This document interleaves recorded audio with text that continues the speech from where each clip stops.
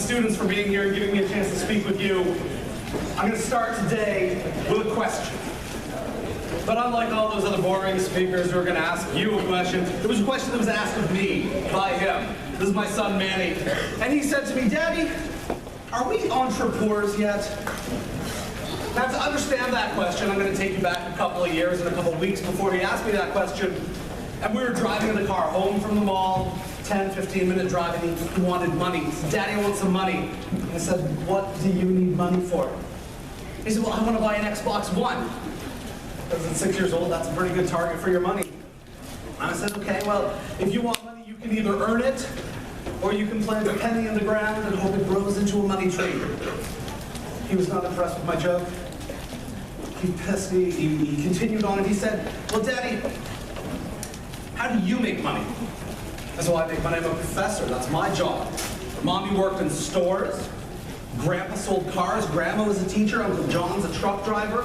There are all kinds of jobs for all kinds of people, and that's how you can make money. And he said, "Well, I want to sell something." I said, "Okay. What do you want to sell?" "I want to sell cookies." "All right. Well, how are you going to make money selling cookies?" He said, "Well, I can go to Giant Eagle, and you can get a dozen cookies for $4.99. And we can sell them each for $1, and I'll make like $7.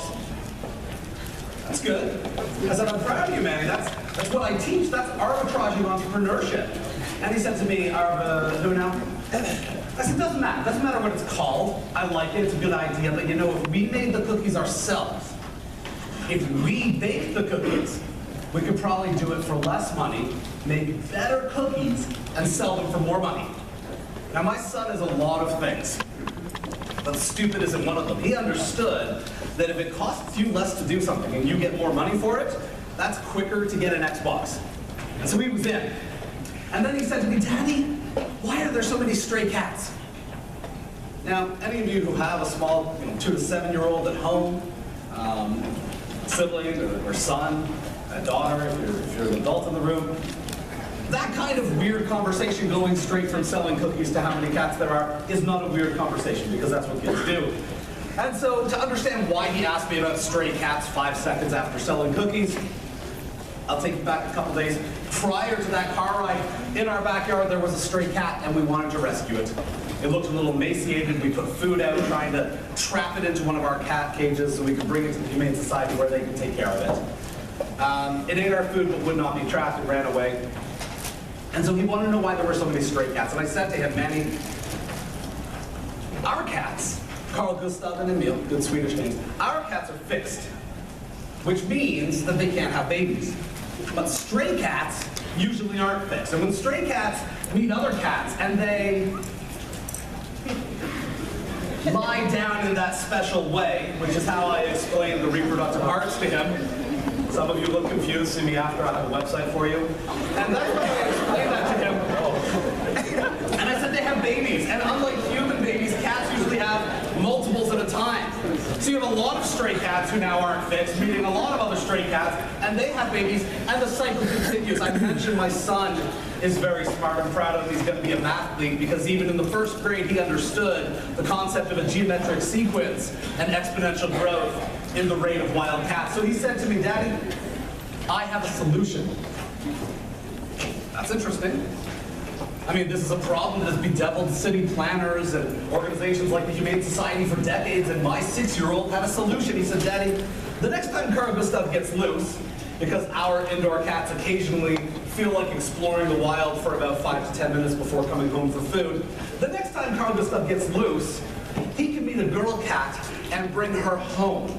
And then we can take her to the vet to get fixed."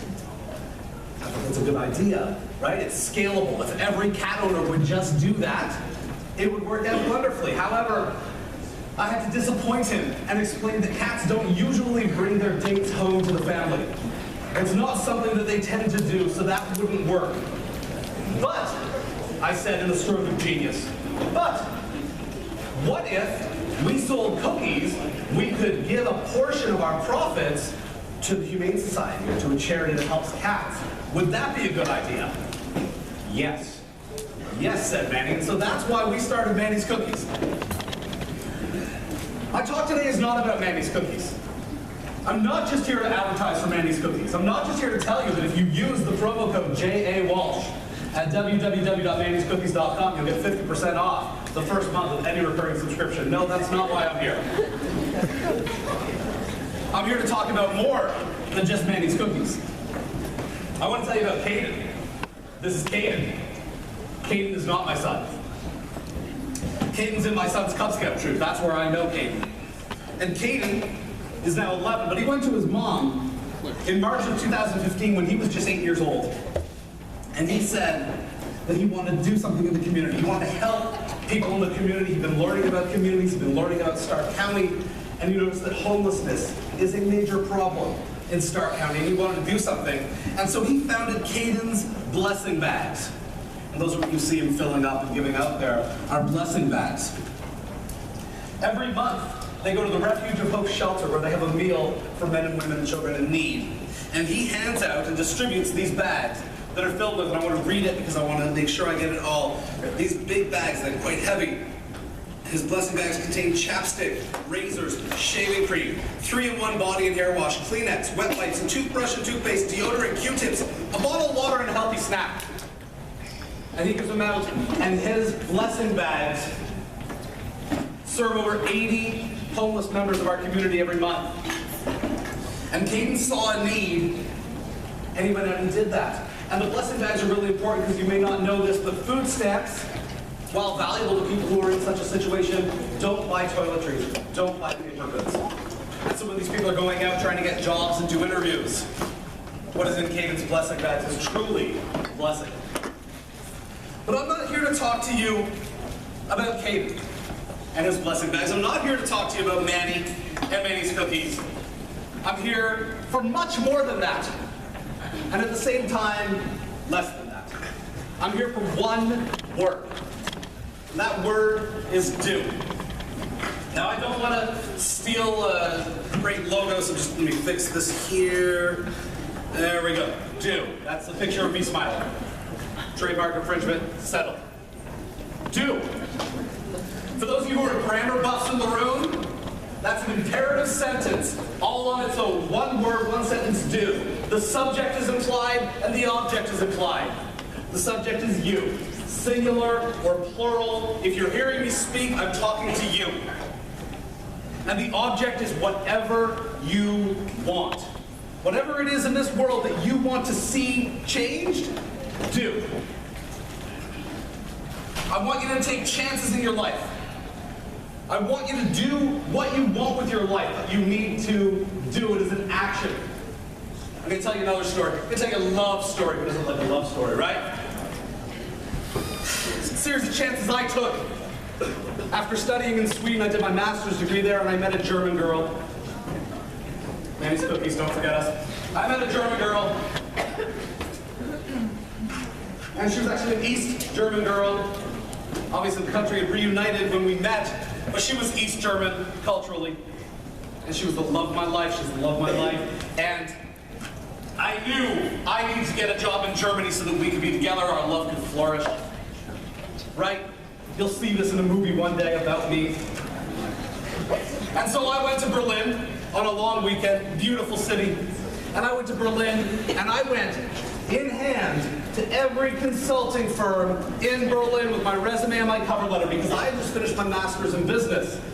And as those of you who know about a master's in business know, that means I knew everything in the world. And any consulting firm would clearly be very lucky to have me.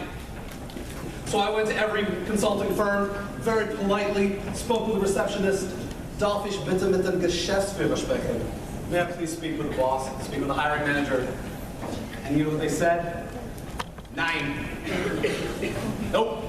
Because I knew everything. I had my master's in business, but I didn't know that most of the companies had their main offices in Frankfurt, or Stuttgart, or Munich.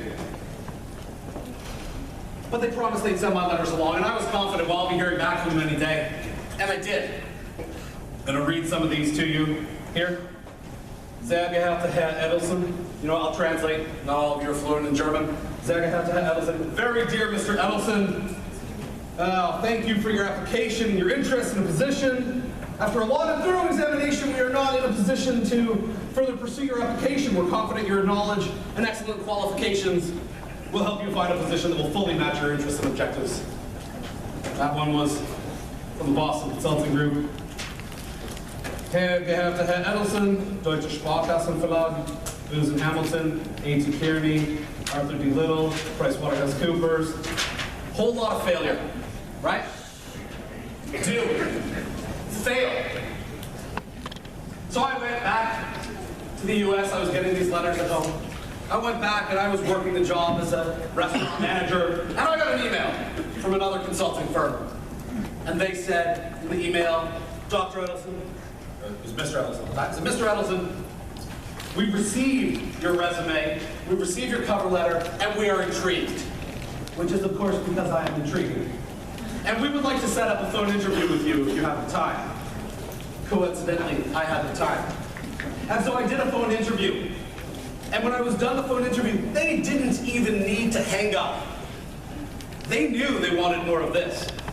So they said, can you please come to Frankfurt and do a personal decision day? That's a full day of working as a consultant. And they then decide if they want to offer you a full-time job. I did, they liked it, I got a job. I moved to Germany, my home in Berlin. Just 2 short months after moving there, the love of my life, and we got engaged, right? Good love story. It would have been, she broke up with me. But that's not a failure. The only failure in life is when you don't learn. So do, fail, take a chance, and learn. Failure is a necessary prerequisite to success. Failure is a great teacher. So take the chance. Do. I'm going to return to the question Manny asked. Are we entrepreneurs yet? I'm going to assume that my sweet 6-year-old at the time was just doing a little portmanteau of the word entrepreneur and poor. And yes, we are entrepreneurs. We are social entrepreneurs. We have started Manny's Cookies. But we're not the cookie behemoth that we dreamed we'd be. Yes, he's earned his Xbox, and yes, we'll be donating to the Humane Society at the end of the year. But we haven't taken over the world with the cookie. I can't say that we're going to be the dominant cookie force. That might be the way the cookie crumbles.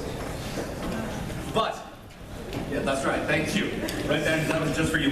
But to the question of, are we going to succeed? Yeah, because even if Manny's Cookies fails, we'll have learned. Even if Manny's Cookies shuts down, at 9 years old, he will have been part of running a business, of learning about what it takes, marketing, managing, everything. So could it be a failure? No, because we did and we learned. Just a quick reminder. So do take risks, do fail, do be uncomfortable, do ask that boy or girl that you like out on a date. You might get told no, but you sure as heck will get told yes if you don't ask. And I think there's one more too that I want to share. Do be you, because you're awesome the way you are. And I don't mean that like your parents when you first started playing sports or had a piano recital or ballet and they're like, oh, you were wonderful. No, you sucked, okay? The first time you did it, you were horrible and you're crushing dreams now. You might still be horrible at that sport, I don't know. But the first time, I guarantee that you were. But when I say that you're beautiful the way you are, what I mean is who you are as a person, how you approach problems is great. Do be you. You might be an analytical thinker approaching problems from a rational database side. You might be a structural thinker who wants to have a good plan in place so you can follow the steps to success. You might be a social thinker, concerned with the impact of a problem or the potential solution on the people around you and the people who it might impact. You might be a conceptual thinker, someone who wants to see the big picture, wants to see the forest but not count the trees. You might have a combination of all these thinking styles. How you approach the problem doesn't matter. That you approach the problem does. And so be you. I've heard this next quotation attributed to several people. I can't say definitively who it is, so when you're telling a story about this event, you can say this wisdom came from me. Change does not happen by chance, it happens by choice. That means that you must do. You must be the change that you want to see. And so I'm going to close my talk today. I've talked a lot about the do's, and I want to close with a don't. In life, whether you're in high school, college, working, wherever you are in life, don't just make friends, make a difference. Thank you for your time.